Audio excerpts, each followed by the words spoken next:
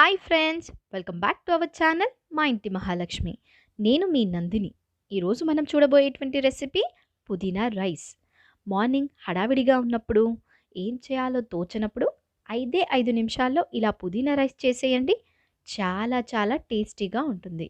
And ఇది lunch బాక్స్లోకి the బెస్ట్గా ఉంటుంది.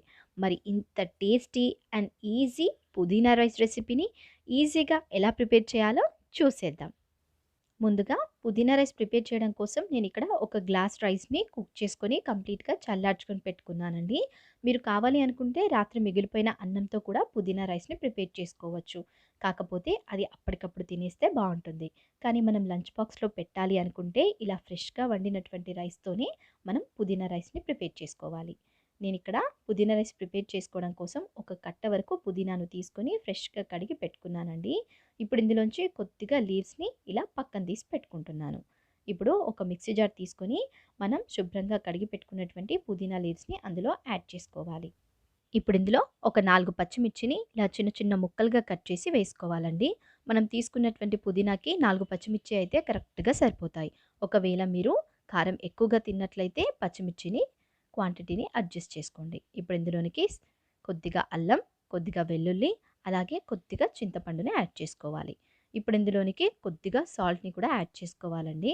సాల్ట్ని యాడ్ చేసుకోవడం వల్ల గ్రైండ్ చేసి పక్కన పెట్టినప్పుడు కలర్ అనేది చేంజ్ అవ్వకుండా ఉంటుంది. ఇప్పుడు ఇందులోనికి తగినంత వాటర్ని యాడ్ చేసి వీలైనంత ఫైన్ పేస్ట్గా గ్రైండ్ చేసుకోవాలి. చూడండి, ఇంత ఫైన్ పేస్ట్గా గ్రైండ్ చేసి మనం పక్కన పెట్టేసుకోవాలి. ఇప్పుడు స్టవ్ మీద ఒక బౌల్ పెట్టుకుని అందులో 1 టేబుల్ స్పూన్ వరకు ఆయిల్ వేసుకోవాలి. ఆయిల్ కాస్త హీట్ అయ్యాక అందులోనికి పావు స్పూన్ ఆవాలు, పావు స్పూన్ జీలకర్ర, 2 బిర్యానీ ఆకు, ఒక చిన్న దాల్చిన చెక్క, అలాగే 2 ఇలాచి, 4 లవంగ మొగ్గలు వేసుకొని వీటన్నింటిని కాస్త చిటపటలాడేంత వరకు ఇలా కలుపుకోవాలి. ఇప్పుడు ఒక మీడియం సైజ్ ఆనియన్ని ఇలా చిన్న చిన్న ముక్కలుగా కట్ చేసుకొని వేసుకొని ఒక అర నిమిషం పాటు బాగా ఫ్రై చేసుకోవాలి.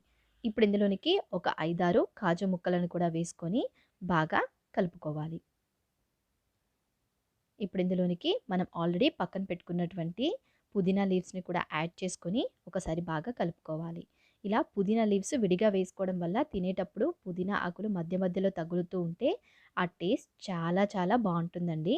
అందుకోసమని నేను ఇలా కొద్దిగా పుదీనా లీవ్స్ని విడిగా కూడా వేసుకున్నాను. ఇప్పుడు ఇందులోనికి మనం ఆల్రెడీ గ్రైండ్ చేసి పక్కన పెట్టుకున్నటువంటి పుదీనా పేస్ట్ను కూడా వేసుకొని ఒకసారి ఈ మిశ్రమాన్ని అంతటిని బాగా కలుపుకుంటూ కుక్ చేసుకోవాలి. ఇప్పుడు ఇందులోనికి పావు స్పూన్ పసుపు, అలాగే రుచికి సరిపడినంతగా సాల్ట్ని యాడ్ చేసుకోవాలి. మనం పుదీనాని గ్రైండ్ చేసేటప్పుడు ఆల్రెడీ కొద్దిగా సాల్ట్ వేసుకున్నామండి. కాబట్టి సాల్ట్ వేసేటప్పుడు కొంచెం చూసుకొని అడ్జస్ట్ చేసుకొని వేసుకోవాలి. ఇప్పుడు ఈ మిశ్రమాన్ని అంతటిని మీడియం ఫ్లేమ్లో కంప్లీట్గా ఆయిల్ సపరేట్ అయ్యేంత వరకు కుక్ చేసుకోవాలి. చూడండి, ఒక అర నిమిషం తర్వాత మన పుదీనా అంతా చక్కగా కుక్ అయిపోయింది. ఇప్పుడు ఈ మిశ్రమాన్ని అంతటిని మరొకసారి బాగా ఇలా కలుపుకోవాలి.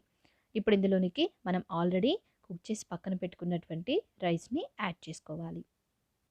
ఇప్పుడు ఫ్లేమ్ని లో ఫ్లేమ్లోనికి టర్న్ చేసేసుకొని ఒక 2 నిమిషాల పాటు ఈ పుదీనా గ్రేవీ అంతా కూడా అన్నానికి చక్కగా పట్టేలాగా బాగా కలుపుతూ కుక్ చేసుకోవాలి.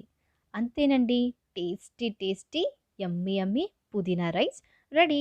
దీన్ని సర్వింగ్ బౌల్లోకి తీసుకుని సర్వ్ చేసేసుకోవడమే. అంతేనండి. మరి మీకు నచ్చిందా? అయితే ఆలస్యం ఎందుకు, మీరు కూడా ట్రై చేసి ఎలా వచ్చిందో కామెంట్ చేయండి. అండ్ నా వీడియోని లైక్ చేయండి, షేర్ చేయండి. మరిన్ని రెసిపీస్ కోసం మన ఛానల్ని తప్పకుండా సబ్స్క్రైబ్ చేసుకోండి. Thanks for watching.